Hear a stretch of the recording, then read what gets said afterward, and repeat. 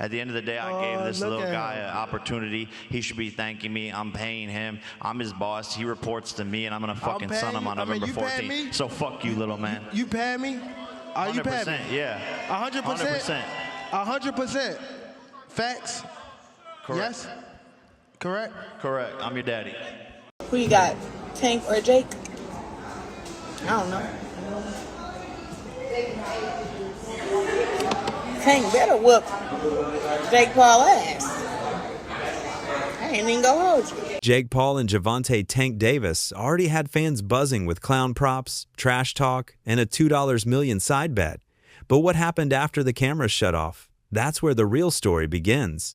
Backstage, chaos erupted, shouting, threats, face-to-face tension so thick that security had to rush in before it turned into a full-blown fight. And trust me, what was said back there changes everything we thought we knew about this matchup.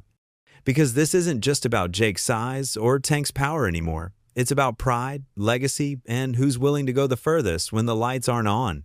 Let's break it down. First, quick rewind. Jake Paul, towering at 6'1", came to the presser loaded with props.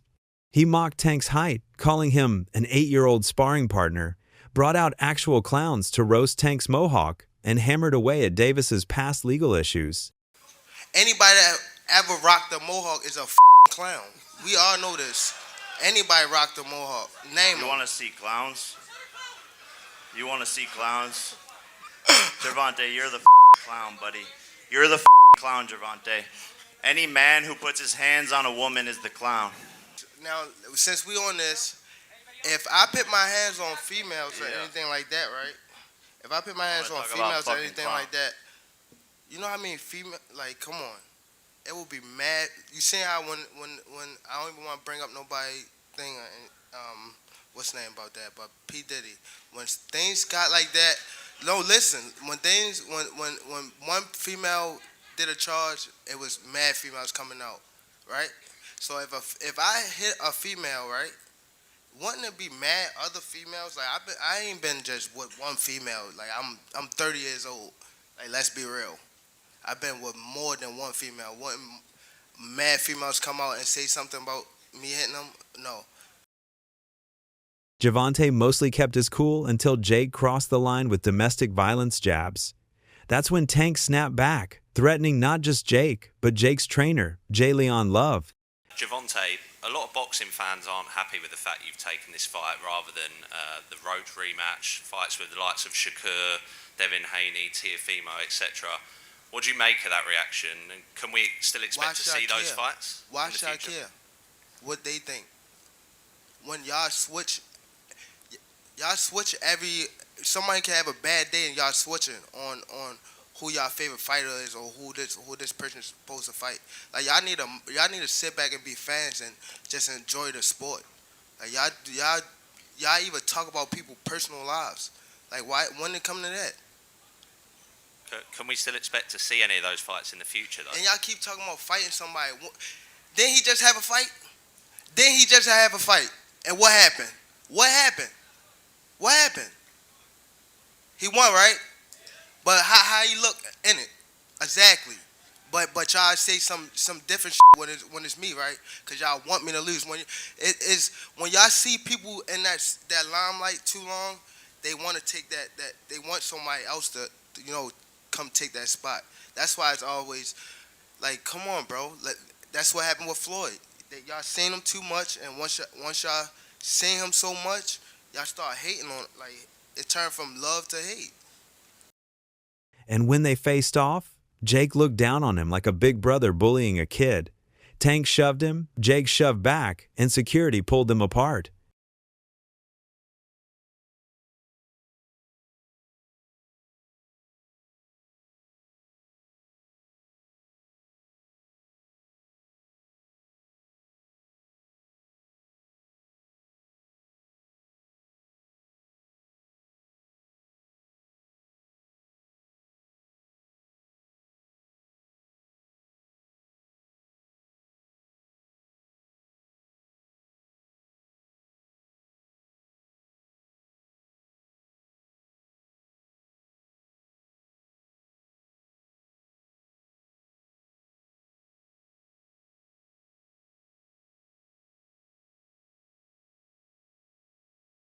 But the cameras didn't capture what came after. Backstage, things got personal. Witnesses say Tank walked straight toward Jake's locker area, shouting, "Keep my name out your mouth when it comes to family. You talk about boxing? Fine. You bring my people into it, I'll put you to sleep before November."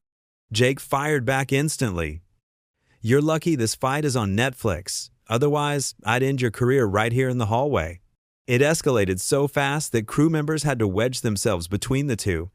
Jake's team kept laughing it off, but Tank's crew wasn't playing. For a few seconds, it looked like fists were about to fly. Jake Paul saved him from that. Should he have fought Roach? Do you think he avoided him, ducked him, or anything like that? Or just this business decision?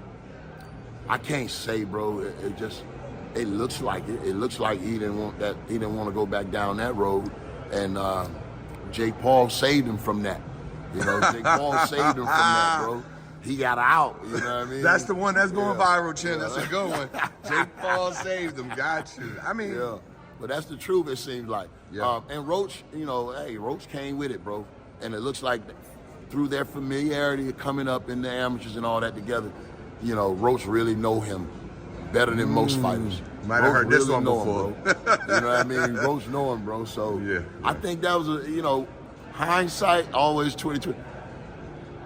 I didn't think he wanted to go back down that. That was a tough out for him. And here's the kicker. Fans caught snippets on their phones. Clips are circulating online, with Tank pointing his finger right in Jake's face and Jake smirking like he's untouchable. So why the heat? For Tank, it's respect. He's one of the most feared knockout artists in the sport, a multi-division champion who's put legit killers on the canvas. And now, here comes Jake Paul, a YouTuber with more Instagram followers than knockouts, clowning him on the biggest stage. Bro, you can't be mad at somebody for doing what they feel is best for them. Will it impact Tank's legacy if Jake Paul were like to beat him or even like knock him out? Dude, Tank's a 3-division world champion, 4-time 3-division world champion. At the end of it, bro, you can't take anything away from him. Bro, you can't be mad at somebody for doing what they feel is best for them. It's the same way Roach feels Tank is the best option for him. Same way that Stevenson thinks Tank's the best option for him, or like all that stuff, right? At the end of it, bro, we just want to do what's best for ourselves, right? Facts. Right or wrong. Facts. So just do what's best for you. For Jake, it's validation. Every big fight he's taken, Askren, Woodley, Silva, even Chavez Jr., people said he couldn't do it. But he did. Facing Tank is his boldest move yet. If he even survives against a pound-for-pound star, he cements himself as more than just an influencer. How is training for something like this? Obviously, smaller guy. How was this in the training aspect, Jake? Yeah, there's a lot of punching down, practicing, hitting below my knees, and a lot of speed. He warming up. We're now. sparring. That's what we need. We're sparring. Warm up. Some I know 8-year-olds. I got the 8-year-olds in there. If I find out anything, I'm going to beat your ass and I'm going to beat Jaden Love ass. On my mama, I'm going to beat both of y'all ass. On my mama. And he laughing. He know. He laughing. What are you talking about? What does he have to do with this? Let anything, you know what I'm talking about. Let anything. Nah, I don't have to say it right now. Don't worry about it. I don't got to say it up here. Let anything happen. And I'm going to show you and him. Bet. That's why the insults cut so deep. It's not just trash talk. It's about legitimacy, pride, and who really runs boxing right now. Tank or Jake, that's a hard one, bro. That weight class difference is weird.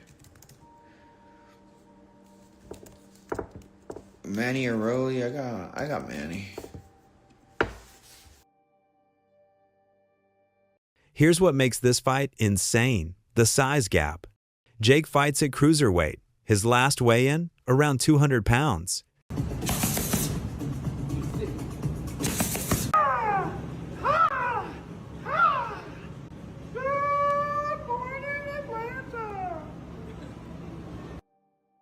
Tank is a lightweight, 135 pounds on fight night, maybe 140 max.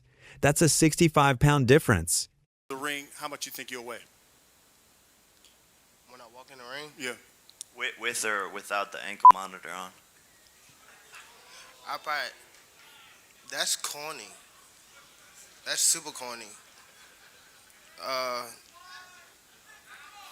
I don't know how much I weigh. And the handcuffs too. Huh? What are you talking about, fam? How do you win this fight? That outfit is trash. For real. That outfit is garbage. And that hairstyle. Anybody that ever rocked a mohawk is a clown. We all know this. Anybody rocked a mohawk. Name You them. want to see clowns? You want to see clowns?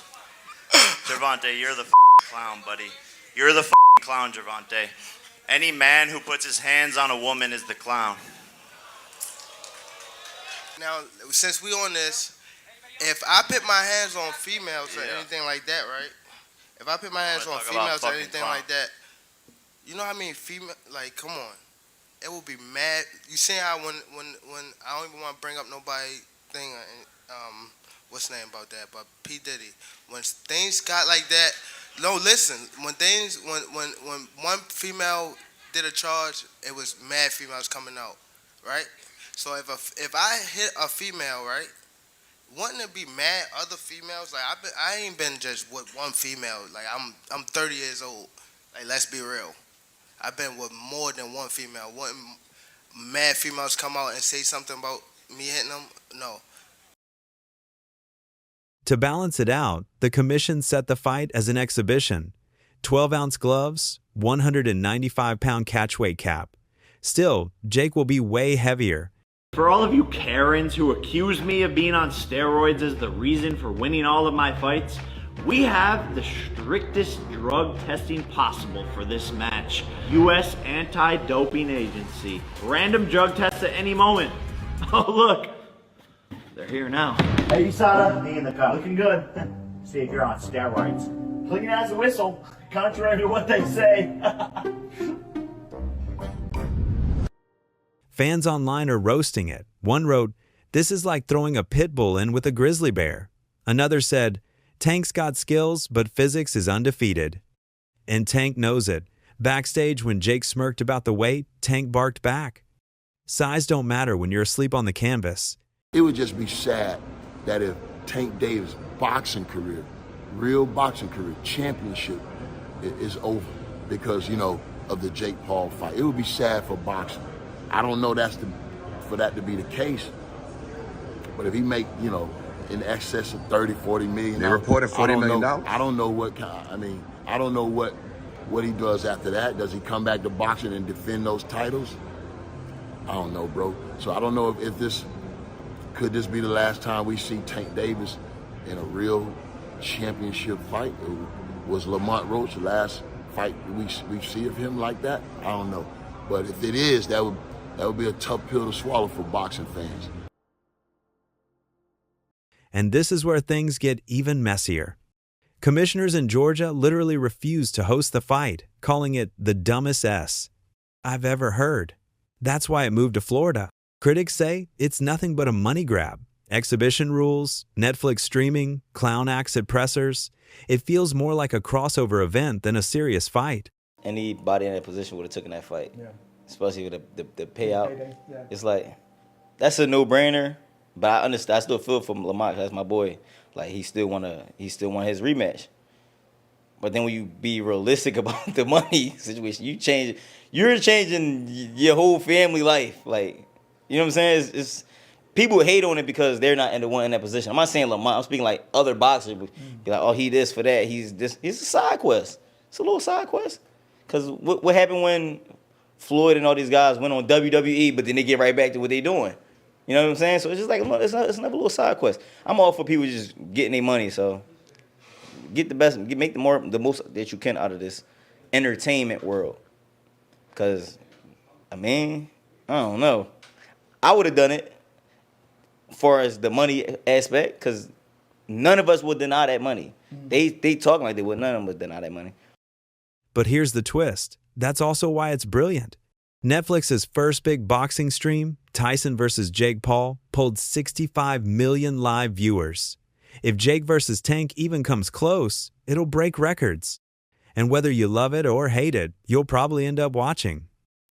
big fan of yours. I just want to say what you're doing for boxing is phenomenal. You're putting it on the map. What you're doing with the ladies, with the Mike Tyson and UFC I fighters. swing on you right now. Nobody. And I love you too, Gervonta. I'm a big fan of yours. But I just wanted to tell this man what he's doing for boxing and putting it on the map, and just want to take my hat off to you. Get the mic from him. So, Get the mic from him, for real. what I want to say is, if you beat Tank, people are going to say you beat a smaller man. So what's the victory here? Man, honestly, people always have something to say. It's old news. Keep talking. At the end of the day, you're here. So whatever anyone has to say, just keep on saying it, please. It doesn't matter. It doesn't matter at all. That's the genius of Jake Paul. He makes you tune in, even if it's just to see him get knocked out. Tank Davis is not the face of boxing because he doesn't fight often. He fights once a year. And he's probably one of the best talents in the world. I love Tank Davis. I love watching him fight. I love when he goes in the ring and just demonstrates power and speed, and he doesn't give a shit. I love that. But he has to fight more often. We want to see Tank fight 3-4 times a year. Tank Davis, I dare you to break my record. 5 world title fights in 1 year. Let's go. You think he's lost? Let's not forget the other bombshell. Jake and Tank agreed to a $2 million side bet at the Miami presser. Jake casually said, $1 million. Tank doubled it without blinking, $2 mil. Let's do it. They shook hands right there. Backstage, Jake taunted Tank about it again, saying, "That $2 mil? Easiest payday of my life." Tank shot back, "I hope you got the cash ready, 'cause after November, you'll be broke and embarrassed." That exchange added gasoline to the fire. This isn't just a fight anymore. It's a bet, a dare, a public challenge, and neither man can afford to back down. Some fans might think, it's just talk, who cares? But boxing history tells us otherwise. Backstage beefs are often where the real feelings come out, without cameras, without PR teams spinning the narrative. Think Lennox vs. Tyson's hallway brawl. Think Floyd vs. Zab, Judah's infamous melee. Moments like this don't just hype the fight, they change it. Because now, Jake and Tank aren't just fighting for money or pride. They're fighting to prove those backstage words weren't empty. The internet reaction? Completely split. Team Jake says, he's too big. Tank has no shot. Jake will walk him down. Team Tank fires back. Jake's never felt power like Tank's. One left hand and it's lights out. And then there's the third camp, fans who think the whole thing is a circus. They're calling it clout boxing, WWE with gloves, and a Netflix skit with punches. But here's the key. Even those critics can't stop talking about it, and that's exactly what Jake and Tank want. Jake Paul is many things. YouTuber, promoter, troll. But one of his biggest weapons is psychological warfare. He wants Tank emotional. He wants him angry, swinging for the knockout instead of fighting smart. That's why the insults cut so deep. That's why Jake laughed during the backstage chaos. He's trying to bait Tank into mistakes before they even step into the ring. The question is, will Tank take the bait, or will he flip it back on Jake? Let's not forget who we're talking about here. Tank Davis isn't just another opponent. He's a knockout machine with one of the highest KO ratios in the sport. Fighters say his punches feel like bricks. And he's got that street mentality, that I'll fight anyone, anywhere edge. Backstage, Tank's words carried that energy. He didn't care about Netflix cameras or PR spin. He wanted Jake to feel it right there, face to face. And that's what makes this fight so dangerous. Tank doesn't need 12 rounds. He needs one opening. What do you think about the rumors of Tank and Jake fight? Man, Tank disrespectful to the sport if he choose that over fighting with me. I'm the best fighter in the sport. I've been telling him that. And he called cap on it. So if you gonna call cap and say I'm not who I say I am, come prove it. I think it's dangerous for him to go back in there and fight Lamont. I think Lamont is a hell of a fighter. I can see that going left. So he better be on his A game. This whole situation raises the bigger question. Is this really boxing, or is it just entertainment? He should beat Jake Paul, shouldn't he? No, he shouldn't. But you don't think... Sorry, so I thought we were all unanimous here. You think that Jake Paul beats Gervonta Davis? 70 pounds is 70 pounds. Gervonta Davis is very small. 5'5". He's tiny, bro. That's what I'm saying. Jake Paul, He's a little man. If Jake Paul's tucking up, move on, and absorbing punishment for walking forward, then look, there's a weight advantage. Some purists are furious. They see fights like this as damaging to the sport's credibility. They want real title bouts, not YouTubers versus world champions. Others argue the opposite. Events like Jake versus Tank bring new eyes, new money, new hype. Without them, boxing risks fading from the mainstream spotlight. And ironically, the backstage drama just proved the point. Millions are talking about boxing again. Whether you call it a circus or a super fight, it's the conversation piece of the year. I swear to God, I was on a plane coming home from Las Vegas when Luis told me Gervonta Davis is fighting Jake Paul. I said, get the bleep out of here. I said, you're a bleep liar. Jake Paul is fighting Gervonta Tank Davis. There's one problem. He fights at 135 pounds. Gervonta Davis is that much better than Jake Paul at boxing. But Gervonta Davis in his last fight weighed 133.8 pounds. And I'm not over here in the business of just crapping on Jake Paul. I am much more respectful of what he's starting to build as a professional boxer. You're fighting a guy that's better than you. He's just much smaller. But that guy, because he's better than you, what if he wins? Everything Jake Paul has done is wiped completely out. Gervonta Davis loses to Jake Paul. Obviously, it's going to hurt who Gervonta Davis is. But he lost to a guy that's going to be upwards of 70 pounds bigger than him when he steps into the boxing ring. But I will tell you this right now, without a shadow of a doubt. I will watch this. Tank Davis is 30-0-1. You want to talk about Jake Paul fighting a real boxer? That's a real boxer. You can't make this stuff up, man. It's true. So what's next after this wild backstage clash? Expect security to be doubled at every event leading up to fight night. Expect Jake to lean even harder into the trolling. More props, more jokes, more family jabs. And expect Tank to get meaner, more focused, more violent in training. What did you make of Canelo's performance? Did it take off the interest at all? Do you think he's losing a step? Yeah, I mean, he's still an amazing fighter. I think Terrence Crawford is just that incredible. I think he's probably one of the best fighters we've ever seen in the ring, period. So credit to Terrence. He showed out at a higher weight class. But Terrence is just that guy right now. Does it make you more confident that you can beat Canelo seeing his performance against Terrence? Yeah, I mean, absolutely. I've always believed in myself in the fight against Canelo and sparring some of the people that he's fought against and knowing what I'm capable in the ring and seeing what they do. I know that I can beat Canelo Alvarez, and everyone's always said it as a joke or this and that, but it's going to happen. If this fight was already heated, now it's nuclear. And if their words backstage are any sign, November 14th won't just be an exhibition, it'll be war. So here we are. Jake Paul and Gervonta Davis exchanged some of the most brutal words we've heard backstage in years. Threats, bets, insults, everything boiled over after the press conference. And now the fight feels more personal than ever. I will have to come up with something for Shakur Stevenson. If I don't, that may be the end. It's got to work for me as well as Shakur. Maybe I haven't got anything for him. Maybe he hasn't got anything for me. But right now I know what we agreed with His Excellency, and that's what we'll do for now, and then see where we go. I know you said you wanted to make that Tank fight, so hopefully we can see that in the future, Eddie. Jake Paul, isn't he? So he's got, I don't know whether he'll fight. What's the rematch? Lamont Roach. I don't know if he'll still fight Lamont Roach. I know he's fighting Jake Paul in November, and then maybe Shakur after that. Thank you, Eddie. But what do you think?